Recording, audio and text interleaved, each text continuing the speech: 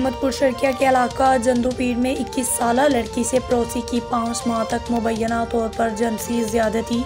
शाइस्ता नामी लड़की दीनी तालीम हासिल करने के लिए पड़ोसी मुअल्लम कारी हसनैन के घर जाती थी, जो तालीम का ढोंग रचाकर 5 माह तक ज़्यादती करता रहा।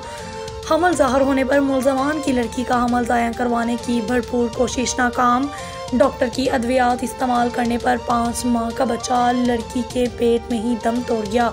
पेट में जहर फैलने से लड़की की हालत बिगड़ने पर विक्टोरिया अस्पताल लाया गया तो लड़की दम तोड़ गई। मुल्ज़मान इलाका छोड़कर फरार। वालिद की मुद्दत में 4 अफराद के खिलाफ मुकदमा दर्ज कर लिया गया।